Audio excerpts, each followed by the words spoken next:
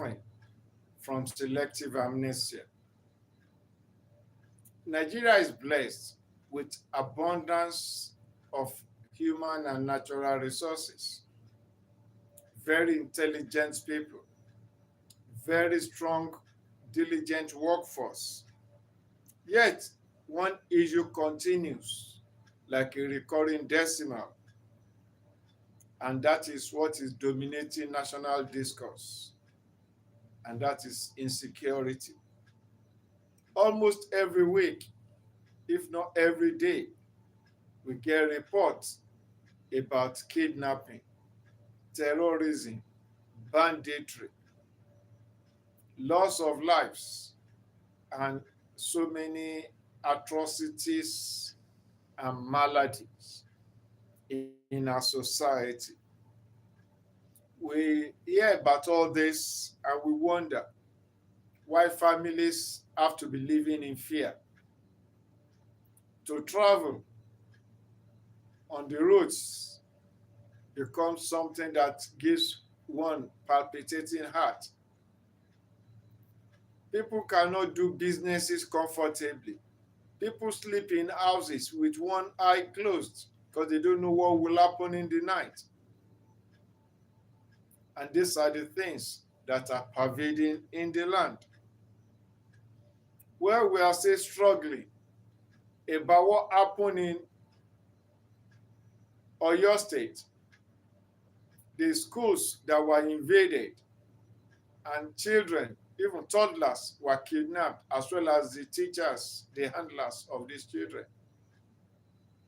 Then in Kwara State, something like that happened in the north. The thing still repeated itself after that. And just this week, it happened in Ibadan, Oyo State. In the middle of the town, challenge area, we wonder why. How did we get here?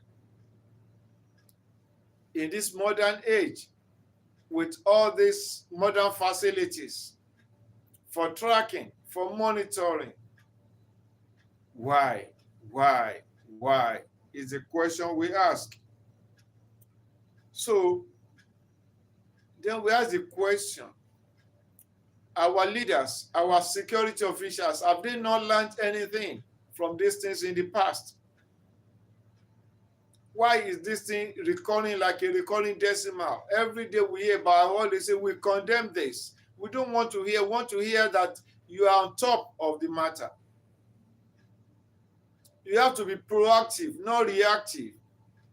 Work to prevent these things from occurring, not to work and be shouting, where are they, where are they? And you can't get them. And ransoms are paid, turning families into penury, with pain, with trauma.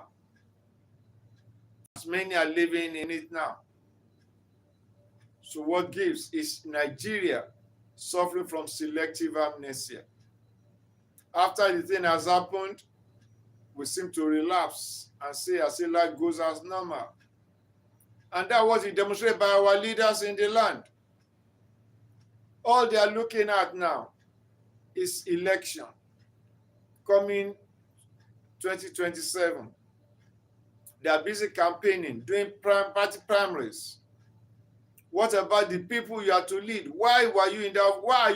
Why do you want to be in the office? Are the question people are asking.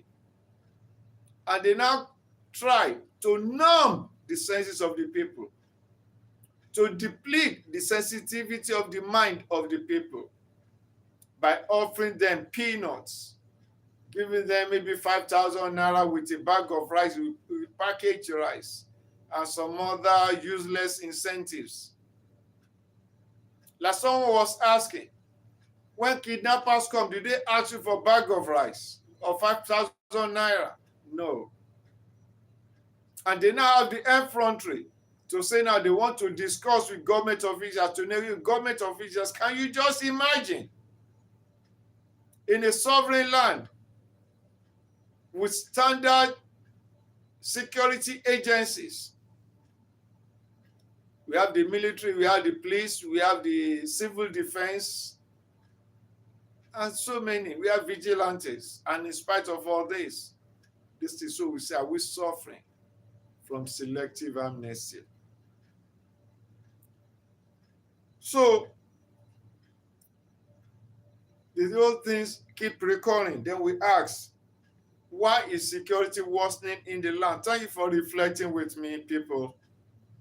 Let me know the country you are reflecting from, you are hearing me from, watching me from. And please share your comment about security condition of your own country. Is it like this? And if you have any suggestion for us, we are open to that. If you have any question you think I may be able to answer, I will answer you in the comment section. Please, this is supposed to be interactive because this thing concerns all of us. So we are brother's keeper. What concerns Nigeria concerns you also, because we are fellow humans. And these people called terrorists and bandits, some of them, if not all of them, they don't behave like humans. They behave like, I don't know how to describe them. Can you imagine somebody melting plastic and putting it on the bare back of children, melting it and dropping the molten? You can imagine the temperature. I used to watch film when they are doing their torturing. They will take cigarettes and burn cigarettes on people's skin. And this one is worse than cigarette butts. And that's what they do to children. So we wonder what's happening. So number one, weak government presence in some of these areas in our suburban areas and in our forests, because we have many large forests that were not. When we are growing up, we used to have forest guards. But I don't know what happened to that one now. That's question for those people in authority to handle. We have Ministry of Federal Forest Reserve. We have so many. They allocate money every year. What do they do with it? It's a question that needs to be answered. So because of weak government presence in this area, this place looks like fallow ground, which is now being used as areas where these bandits use as their depot. Then we have high level of poverty and unemployment in the land. Like the saying goes, the idle hand becomes the devil's workshop. So these unemployed youths, especially in the northern part of the country where the leaders there refuse to make the schools comfortable, conducive for them. They call them almajiris. They keep roaming the streets. They turn them to beggars even from their childhood. How we got to that stage, only they can explain. So when these children that turn to almajiris, just roaming the streets as beggars, when they grow up, what do they? When they become teenagers, what do they? When they become youth, what do they do? They did not learn any trade. They did not go to any school. They did not learn apprenticeship in any skill. So they become ready tools for these hoodlums, for these wolves in human skin. So we have illegal weapon proliferation because of those wicked elders in authority and in position of power. They now use that to illegally import arms. So we have illegal proliferation of arms in the society, which are now being used. Like one man, the former Attorney General of Federation, the DSS, the security agency, went to search his house and they found caches of arms, rifles with ammunition in his house. A civilian. He was a legal officer, the chief legal officer of Nigeria then. So what was he doing with it? If not that he's using it to harm all these hoodlums that are terrorizing the land. And many of them are like that. Then we have our porous borders.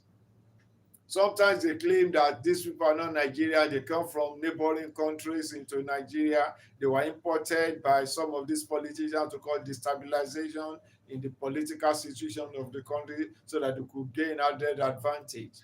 They create trouble in the land. And now they have created a monster which is now disturbing the land.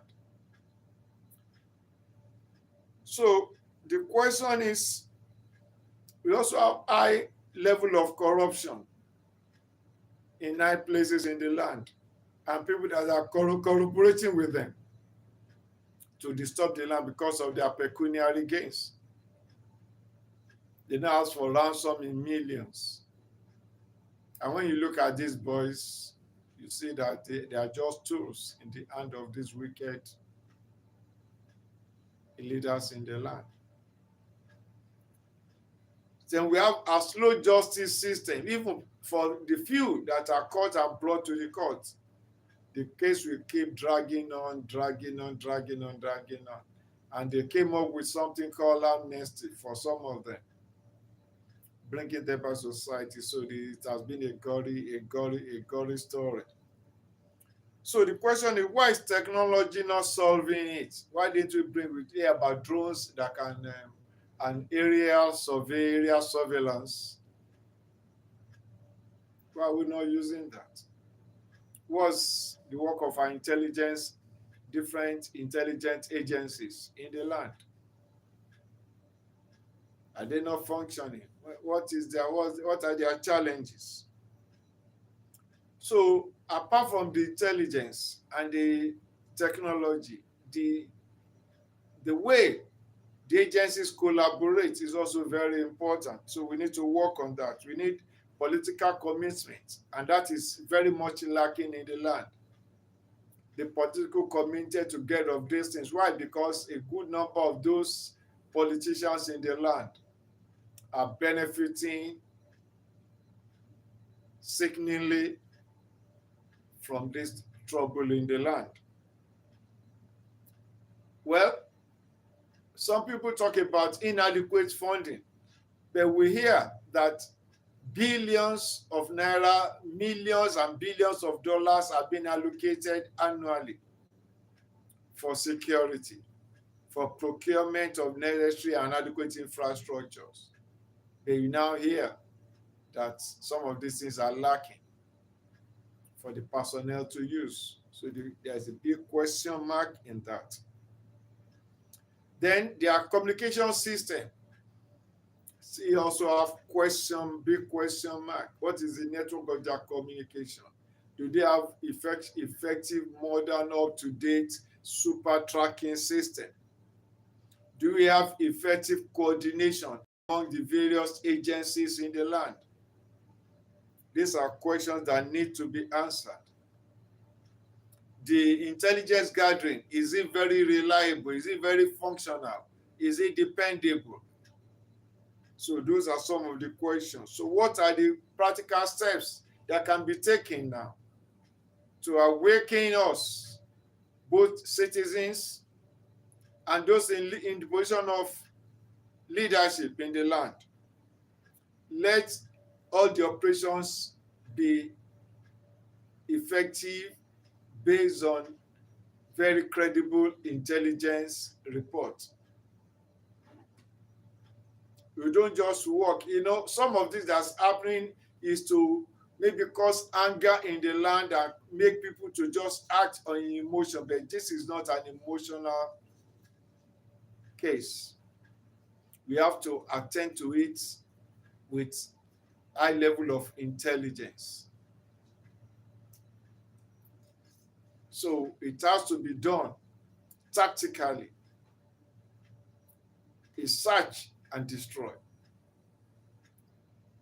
So we have a modern technology, we have drones, we have surveillance systems, we have forensic labs that can help to do things like what they are doing in Ukraine now. They know that for them to have a good hand in the warfare, they have to apply technology. Go and check what Ukraine is doing now. They rely more on technology in their war against Russia. And that will give them respite. That's what is keeping them going. So Then we have satellite monitoring. Then we have artificial intelligence we can use to map out and checkmate all these things. So we also need strong community relationship, strong community commitment. But the government and the community are not working well together because the government is making itself not close to the community. All they want is when they want to campaign, they come to community. But for you to know what's going on there, that is not part of their agenda. And that is very pathetic. So we also need swift and fair justice system. So when people are arrested, let them be taken to the court of law. Let the justice be fair and straight and smooth. So then we have consistent political will. Consistent political will. Right now, people have lost trust in the government. The political will is, can you just imagine? More than 2 weeks now, those school children from 2-year-old to 16, 17 are still in the forest with the hoodlums, with the band, so-called band. They just give them different names. But these are murderers. These are killers of joy, destroyers of destiny. They sow pain, harrowing experiences, trauma into society and community. They don't classify to be called humans at all. So Nigeria's insecurity system or experience or challenge is not a function of lack of ideas, but a function of lack of political will. And Nigeria will arise, which shall overcome.